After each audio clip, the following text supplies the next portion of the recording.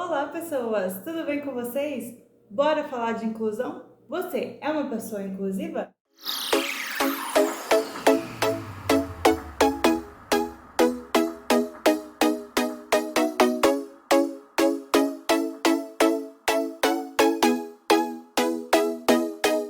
Para quem não sabe, eu sou irmã de autista nível 1 e tô aqui toda trabalhada no azul para falar sobre inclusão social, levantando aqui a bandeira do autismo. Mas antes, deixa eu falar um pouquinho para vocês do porquê desse tema. Essa semana é comemorada em alguns municípios brasileiros a Semana da Inclusão. Por quê? Porque hoje, 21 de setembro, é comemorado no Brasil o Dia Nacional de Luta das Pessoas com Deficiência. E por que o dia 21 de setembro e não outra data? Dia 21 de setembro marca o início da primavera, um período que representa o renascimento das plantas e está relacionado à questão das pessoas com deficiência, porque simboliza o início das reivindicações e busca por participação social em igualdade de condições, para quem tem deficiência e para quem não tem deficiência. Então, devido a essa data do dia 21 de setembro ter essa comemoração, alguns municípios brasileiros adotaram a semana toda como uma semana da inclusão. Então, como eu falei aqui, eu sou irmã de autista nível 1 e eu não podia ficar de fora dessa, né? Estou aqui toda trabalhada no azul para levantar aqui a bandeira do autismo e para falar um pouquinho para vocês sobre o que é o autismo e contar um pouquinho sobre a história do meu irmão. Bom, para você que não sabe o que é o autismo é um transtorno do desenvolvimento. E esse transtorno, ele pode vir a causar problemas de linguagem, comunicação, interação social e comportamental, certo? Então, em resumo, diretamente, o autismo é isso, um transtorno do desenvolvimento que pode vir a afetar essas áreas. E pelo fato do autismo ser uma condição que varia de pessoa para pessoa, tanto em nível quanto em intensidade, hoje em dia não é mais usado a palavra autismo para se referir ao autismo. Em vez disso, foi criada uma nova nomenclatura que é abreviada pela sigla TEA, que significa transtorno do espectro do autismo, justamente porque o autismo sofre variações de pessoa para pessoa. Pode acontecer de ter duas pessoas autistas no mesmo nível, mas manifestar de forma diferente. Deu para entender? Eu acho que deu, né? Então, de forma direta, isso é o autismo. O autismo tem pelo menos 3 níveis: nível 1, que é o mais leve, o nível 2, que é o médio moderado, e o 3, que é o nível mais grave, que chamam de nível mais severo, né? O Fernando, ele é nível 1, ele é autista do nível mais leve. Então, eu vou começar a contar para vocês um pouquinho da história do Fernando, o início de tudo, de como a gente descobriu o autismo, enfim. Então, bora lá. Fernando é o meu irmãozinho caçula, na verdade ele é meu único irmão, ele é meu irmão por parte de mãe. E ele nasceu no dia 20 de agosto de 2007, faltando 1 mês e 8 dias exatos para eu completar 16 anos. Sim, minha mãe esperou 15 longos anos para me dar um irmão. Pois bem, Fernando com 1 ano de idade, ele já corria a casa toda. Na verdade, ele não andou, ele correu. E aos 2 anos de idade, ele já era o próprio Homem-Aranha. O menino escalava tudo. Ele escalava o sofá, ele escalava escadas, ele escalava a grade da porta, enfim, escalava tudo. Geralmente, aos 2 anos de idade, é a idade onde a fala da criança começa a desenvolver. O Nando, com 2 anos de idade, ele não falava nada além de papai e mamãe, assim, que ficava claro para a gente entender. Por outro lado, ele saía escalando tudo e, devido a isso, o Fernando caiu e quebrou o braço. Então, aos 2 anos de idade, ele ganhou seu primeiro gesso no braço, porque caiu e quebrou o braço. Até então, a gente não desconfiava que ele pudesse ter algum déficit, algum transtorno, nada. Pra gente, ele era só uma criança muito saudável e com muita energia para gastar. Aos 3 anos de idade, Fernando foi enfim matriculado na escola, né? Entrou para o maternal. E foi aí então que a nossa vida virou de ponta cabeça, né? Que as coisas mudaram radicalmente e nos trouxeram até onde nós estamos hoje. Então, com 13 anos de idade, Fernando era o maior aluno da classe, porém ele era o aluno também mais diferente da classe. Ele não interagia com as outras crianças nas brincadeiras, né, de roda e tal. Ele não interagia com as outras crianças, não se comunicava com as outras crianças. E então a escola notou que tinha algo diferente nele. E a minha mãe foi chamada na escola e orientada a buscar um especialista, né, levá-lo no neuro, porque então havia uma suspeita de que o Fernando pudesse ser autista. Só que até esse momento nós nunca tínhamos ouvido falar de autismo. A gente nunca nem tinha ouvido falar dessa palavra, não conhecia a palavra autismo, autista. Nunca tinha ouvido falar em lugar nenhum.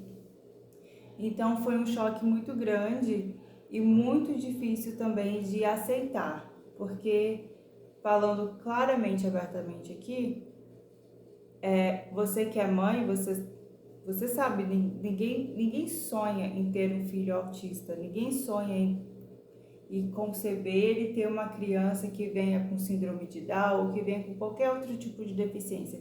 Ninguém sonha com isso, mas essas coisas acontecem, né? E quando elas acontecem, é um choque e isso é perfeitamente normal. Mas o que eu quero dizer para você aqui é que se você está passando por um momento assim, não se desespere, se acalme, porque no final vai dar certo, vai dar tudo certo. A gente costuma dizer que Deus não nos dá um fardo mais pesado além daquele que a gente possa carregar. E quando eu falo assim, eu não estou dizendo que seu filho vai ser um fardo na sua vida, de jeito nenhum. Até porque o meu irmão não é, nem nunca foi e jamais será um fardo nas nossas vidas. Muito pelo contrário, ele é uma bênção. O que eu estou dizendo é que se você recebeu esse presente do céu, se Deus permitiu que isso acontecesse com você, é porque Deus vai te capacitar, porque Deus sabe que você tem aptidão, que você tem condições emocionais, condições físicas, e se você não tem, Ele vai te dar.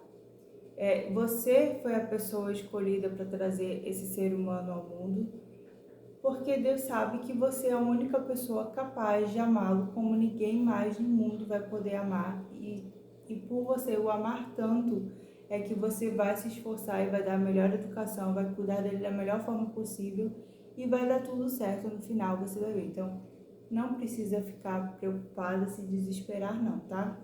Eu tô falando isso porque foi difícil pra gente no começo, né? Principalmente pra minha mãe, eu vi o sofrimento da minha mãe, né? Não pelo fato dele ser autista, mas preocupada com o mundo à nossa volta, né? Como as pessoas o tratariam a partir dali, o preconceito mesmo das pessoas. Porque justamente ao vir essa suspeita e tudo, chegou tudo de uma vez só, né? Chegou uma nova informação sobre algo desconhecido. E junto com ele chegou também o preconceito. Sim, Fernando já desde novinho passou por situações de preconceito na escola, porque ele era diferente das outras crianças. Então as crianças não queriam brincar com ele, não queriam fazer amizade com ele, achavam ele estranho, enfim. E a gente ouvia isso, né? E ele ouvia isso. Então tinham vezes que o Fernando chegava em casa chorando, aos prantos, se chamando de burro, se menosprezando, dizendo que ele nunca ia ser nada na vida, que ele ia crescer, nunca ia ter uma namorada, que ele nunca ia casar, porque ninguém gostava dele, que ninguém nunca ia gostar dele porque ele era burro mesmo. Então, gente, é muito chocante você ver uma criança de 4, 5 anos agindo assim, falando essas coisas. É uma coisa que dói, machuca profundamente a gente, que dirá eles, né?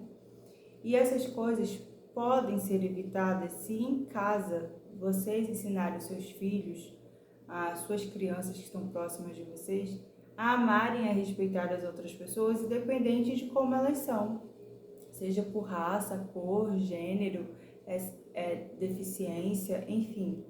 A gente não é obrigado a concordar com o pensamento de todo mundo, né? A gente não é obrigado a concordar com as ações de todo mundo, mas a gente é obrigado a respeitar o próximo, a respeitar as outras pessoas, porque são seres humanos, têm sentimentos, sabe? E não pensem que o preconceito fica só na escola, não. Eu preciso falar, gente. O preconceito existe também dentro da igreja, infelizmente. Por quê? Porque a igreja ela é composta de seres humanos, e seres humanos são falhos, certo? Então, sim, nós passamos sim por situações difíceis dentro da igreja. Eu ouvi coisas, né, comentários maldosos partindo de adultos a respeito do Fernando, e isso me machucava demais e me irritava muito, porque as pessoas têm uma mania de julgar, né? O ser humano tem essa mania de julgar sem conhecer. Então, o que eu quero dizer para vocês aqui é o seguinte: se você é cristão, siga o exemplo de Cristo, porque ser cristão é ter Cristo por exemplo. E Cristo na Bíblia nunca desprezou ninguém, nunca falou mal de ninguém, muito pelo contrário, ele andava com as pessoas rejeitadas, com os renegados da sociedade, eram as pessoas que andavam com Cristo. E pior, Jesus nunca destratou criança nenhuma, pelo contrário, ele disse: vim, deixai vir a mim os pequeninos, porque deles é o reino de Deus. E outra, ele ensinou a gente a amar o próximo como a gente ama a nós mesmos. Então, não faça com o outro aquilo que você não quer que façam com você. Você está vendo uma criança se comportando de um modo inadequado dentro da igreja? Se você não conhece essa criança, não sabe a origem dela, não conhece, sabe nada dela, não julgue, não julgue. Porque aquilo que você julga como uma birra, uma malcriação, pode ser uma crise e você não sabe. Então não julga. Se você não tem condições de ajudar, não sabe o que falar, fica quietinho, não fala nada, não chega nem perto, porque muito ajuda aquele que não atrapalha, tá certo? Então, precisava falar aqui, tá? Então, tá falado. Pois bem, gente, passamos por várias situações de preconceito e, paralelo a isso, Fernando começou a ser acompanhado tanto por fonoaudióloga, porque até os 13 anos de idade ele não falava nada. Como eu disse aqui, ele não falava nada além de papai e mamãe, isso que a gente entendia, né? Porque barulho ele fazia, claro, porque ele não era mudo. Mas ele não falava palavras, ele balbuciava, né? Como um bebezinho quando está começando a querer falar. Então ele logo de cara já começou com esse acompanhamento com a fonoaudióloga, acompanhamento ele que ele seguiu até uns 2 anos atrás, que eu acho que ele recebeu alta da fono.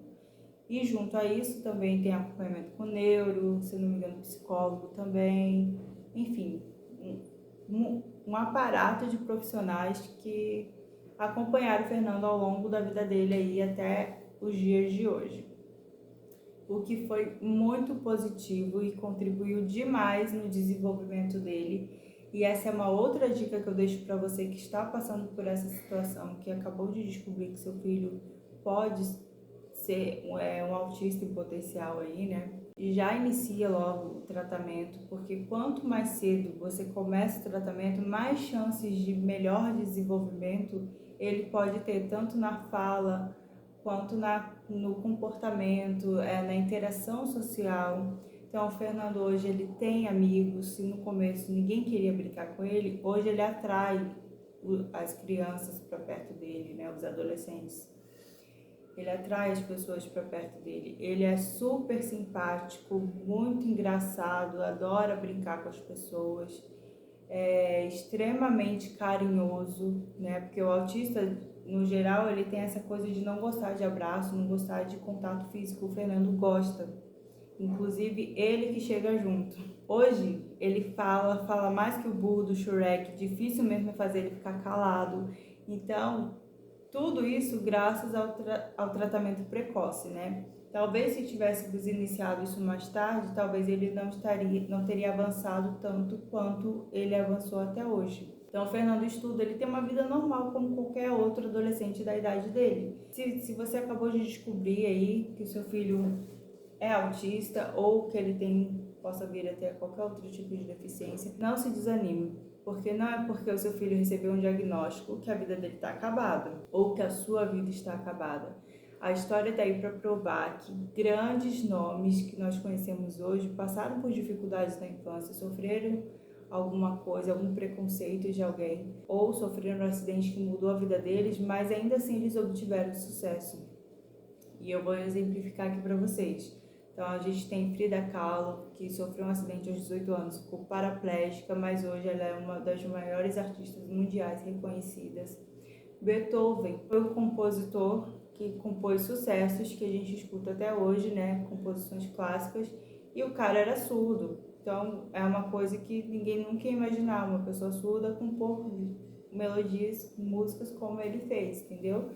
Thomas Edison foi expulso da escola porque era um menino hiperativo e o cara só inventou a lâmpada. Então, e temos outros exemplos, temos Einstein, Steve Jobs, que hoje desconfiam que eles eram autistas, não temos como comprovar cientificamente porque já são falecidos, mas os especialistas do assunto os apontam como autistas, então tiveram muito sucesso. Um foi considerado o gênio da física, da matemática. O outro criou uma empresa que faz sucesso até hoje, né? Que é a Apple. Então não desanima. Pode ser que seu filho não se torne um gênio, né? Como esses famosos, assim. Mas também ele não vai ser um Zé Ninguém. Seu filho tem as mesmas chances de sucesso que qualquer outra pessoa tem. Basta que ele seja incentivado dentro de casa por você. Se as pessoas que o amam o apoiarem sempre, ele vai crescer com uma autoestima elevada e ele vai crescer sabendo que ele é inteligente e que ele é capaz de fazer tudo o que ele quiser e ser o que ele quiser ser. Quero contar aqui para vocês a experiência mais recente que tivemos com o Fernando na escola.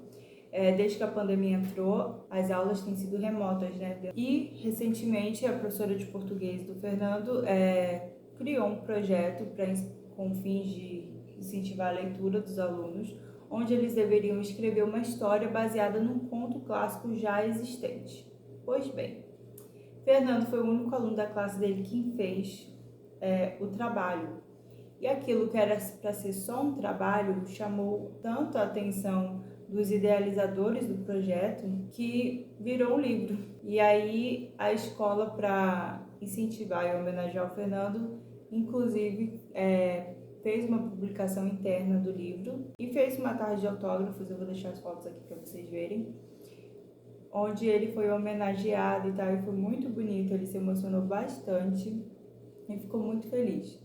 Só que não parou por aí. O livro dele acabou chamando a atenção da Secretaria de Educação, que, aproveitando essa semana da inclusão, incluiu o livro dele num projeto, onde o livro dele está sendo trabalhado durante essa semana da inclusão dentro das salas de aulas, por meio do projeto Conte Encante, da professora Marcela, que é uma professora do município. E o livro dele vai estar sendo trabalhado essa semana na sala de aula e a gente está muito feliz com isso. Então é isso, gente.